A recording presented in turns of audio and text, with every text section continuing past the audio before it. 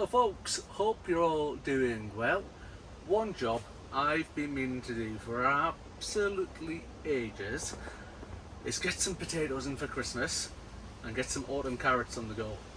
Now, I mentioned a couple of videos ago I'm going to do a bit of an experiment with the carrots, and I am. This is the first part of it. So the carrots are going to get grown in buckets.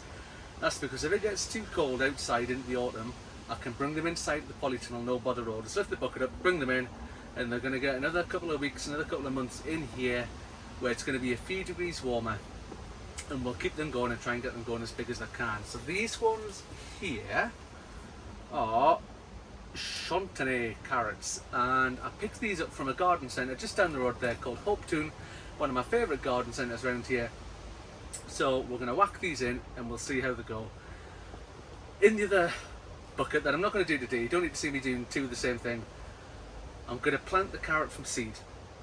So I've got some Autumn King 2, I think they're called, over there. So I'm going to pop some of them in, but it's going to be exactly the same technique. It's just going to be the seed going in and not the little sort of starter plants that we've got here. And the other thing we're going to do is put some potatoes in for Christmas. Now, you've probably just seen the last video I think I put out would have been the main crop, the first lot of the main crops coming out, if I've got my timings right. So these ones are more of a sort of early variety, and these are called Maris Pierre, and I just picked these up in Dobbies. I was in Dobbies one day and I saw them and I picked them up on the way past, and I thought, right, I'm going to do some of these Christmas potatoes, get them going. And they've been inadvertently chitting in the boot of the car for the last few weeks while they've been in there and I haven't planted them out, so I'm hoping the chits are going to be okay. In fact, I can even see them growing out the bottom of the bag there, so I'll have to be careful I don't snap any of them off when I'm popping them in the bucket. So I'm going to do, it says there's 8 seed potatoes in there, so I'll probably do 4 in each bucket, but I'll just do one of the buckets for you, just so you're not seeing me doing two of the same thing again. Anyway, onwards and upwards. Let's do the potatoes first, right? So I've got some compost here. This is Vitax Q4. Brilliant compost. It does have peat in it. I am trying to move away from peat-based compost, but this was on special offer and it is absolutely great stuff. So I'm going to use some. I am. Which isn't ideal, but I say this stuff's expensive enough as it is, but when I was at the garden centre, it was on special offer. 3 for however much, so I thought I'd have some. Right, let's get this open.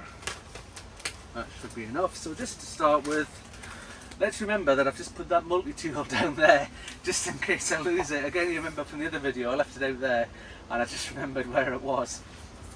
So it's probably my most used tool on the allotment, and it's just a cheapy sort of Gerber one that I got off Amazon one time, and you know what, it's absolutely magic. There's links to all this stuff on Amazon in the descriptions and all the videos down below, by the way, so if ever you want to have a look at anything that I use, you should hopefully find a link down there, and if there isn't one, just let us know and I'll find one. Anyway, right, so well, I'm not doing very well at controlling this, am I? In this bucket, there's a couple of inches of compost in the bottom there, and mixed in with that, oh, I've got 2 boxes. There it is, 2 boxes of bloodfish and bone. One's open, one's not, so I might as well use the open one. I'm going to put in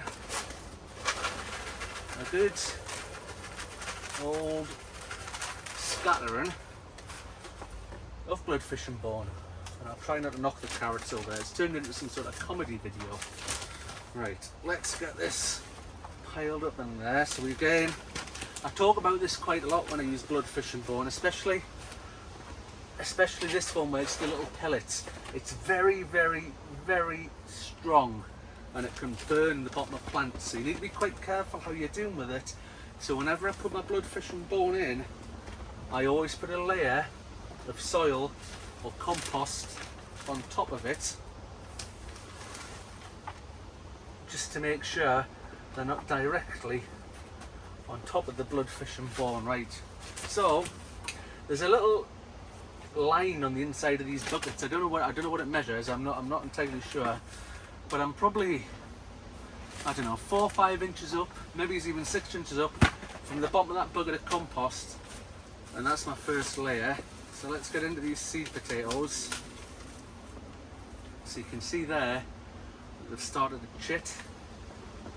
So I'm going to put them in, as always, 12 o'clock and 6 o'clock on the first time round. I'm going to go in, and just so I don't knock the chits off, you've got to be careful. Just gently put in a layer of compost on the top there, and then we can build up another layer there. About another sort of 4 to 6 inches is going to go on the top here.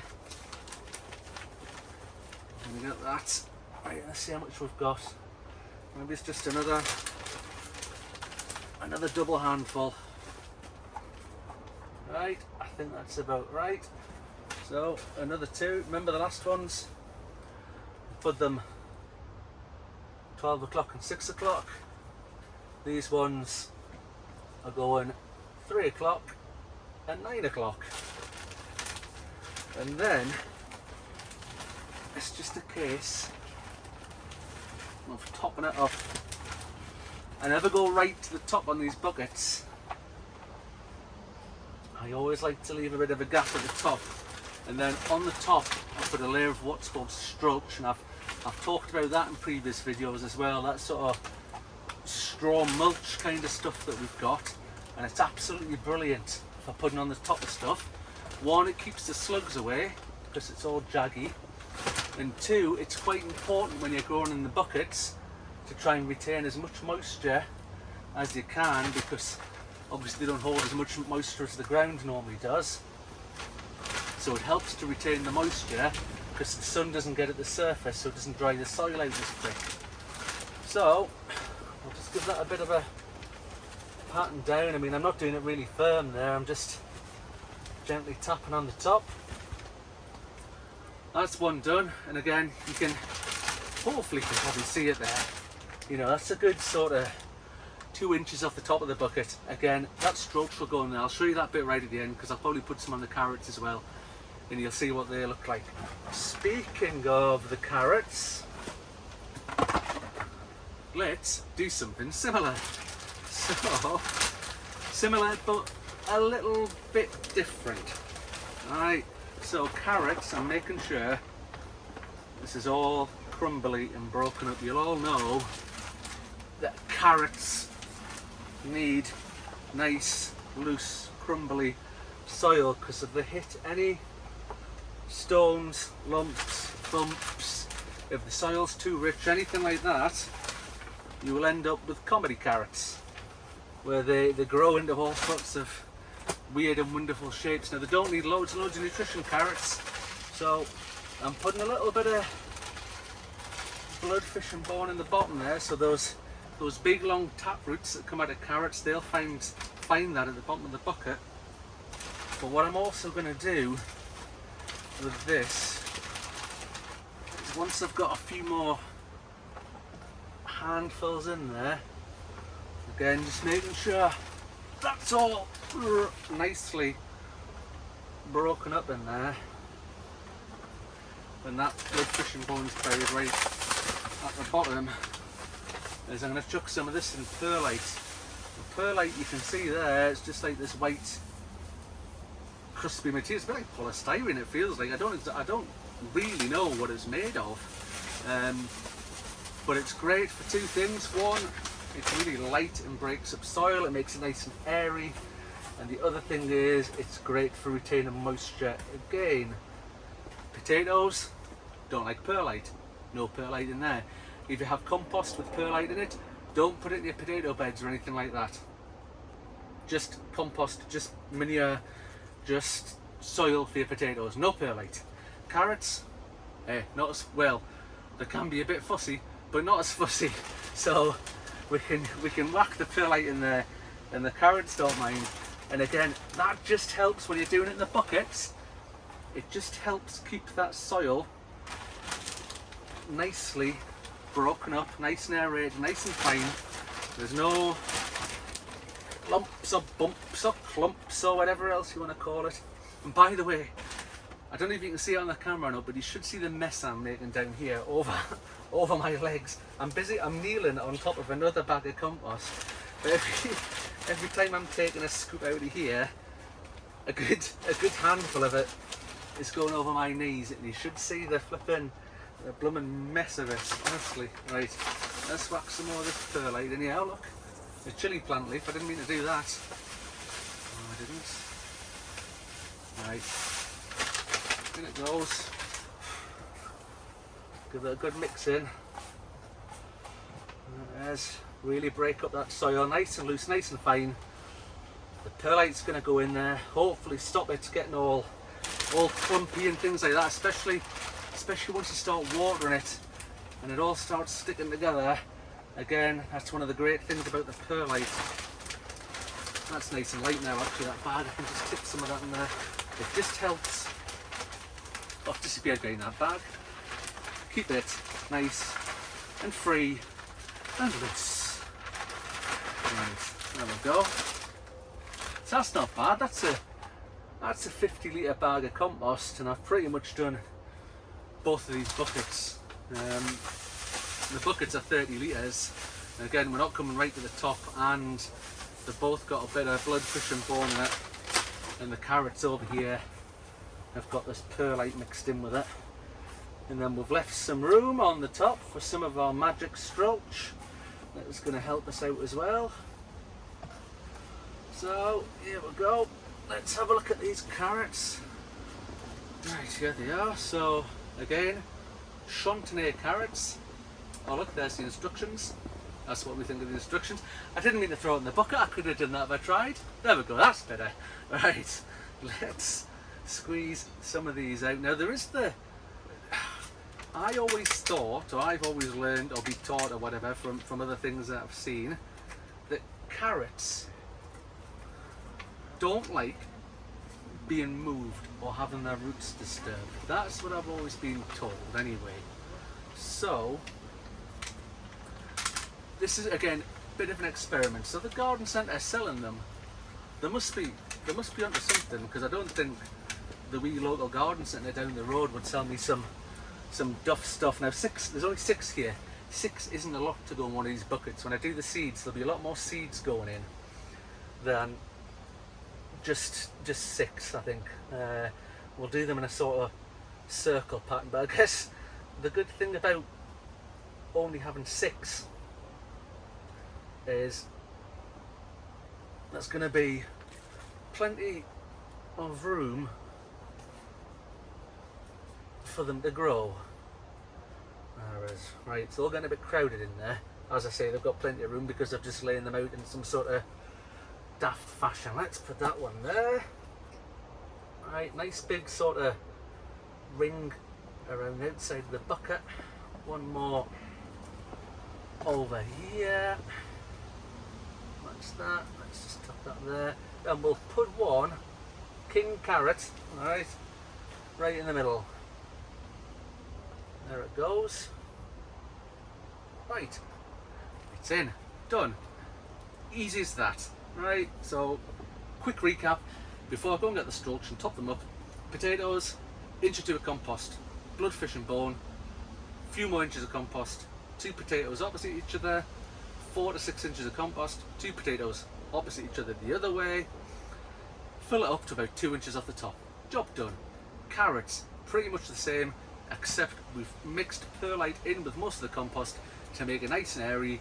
It'll hold water and it'll keep the soil broken up. Then we'll whack the carrots in the top here that we got from the garden centre to see if it's going to work or not. Hey, it doesn't matter if it does. It's just a bit of fun, just a bit of an experiment to see how it goes. Last but not least, oh, actually one more thing. If you wouldn't mind, please subscribe to the channel. I love it when we get subscribers. It makes me happy. It's absolutely free. It doesn't cost you anything. So all you've got to do is click the button and you subscribe. And then if you click the little bell, it'll tell you anytime we put any videos out. Or if you want to, and you like this, give us a thumbs up. You want to keep up to date with how things are going on, how the carrots go on, how the potatoes go on. That's how you find out. Anyway, last thing for me to do, I'm going to go and grab the bag of strulch from down the plot there, bring it back, we'll get this topped up and I'll show you how it looks at the end there. Right, I'm back and I'm equipped with strulch. So, I can just get some of this out. You'll have to excuse the crinkly bag. Lots of crinkly bags today. Again though, those I've mentioned in a couple of other videos, I keep compost bags, so I split them open at the top, right at the very top, so I can use the compost bags again. So I use them for loads and loads of different stuff. I think the next thing I'm going to be doing is, you'll have seen might have seen it on the previous videos, that I've built some new paths outside, so I need to get wood chips.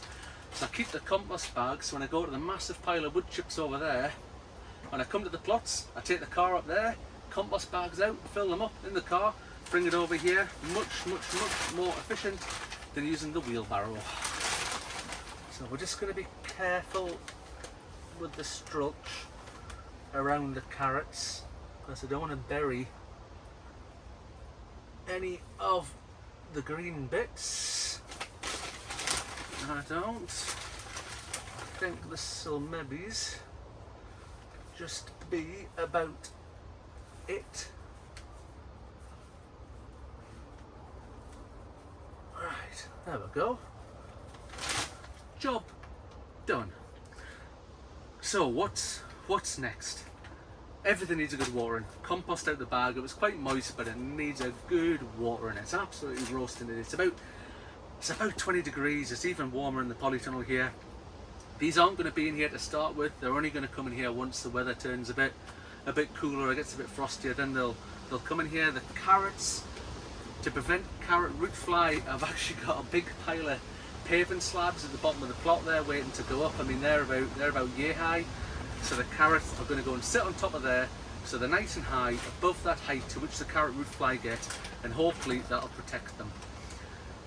If I can find some in the shed, I might have some spare EnviroMesh, and I might do a thing where I wrap it around it just to protect it, and hopefully that'll be that for the autumn. We'll get some decent carrots out of there. Anyway, that's me just about done for today. I've done 4 or 5 videos in this series, and I've filmed them all today. I've got to be honest, I'm absolutely knackered. The filming and the doing this, honestly, being in front of the camera really takes it out of you sometimes when you're doing this. So I'm going to go home and I'm going to have a cup of tea, and I got some new Jaffa cakes from the shop yesterday, so I'm going to have a Jaffa cake as well. So a cup of tea and some Jaffa cakes, just the order of the day, and I'm going to have a sit down before going to pick up Robbie from school in about an hour or two, and we'll get sorted. Anyway, that's me done for today. We'll see you on the next one, folks. Bye for now.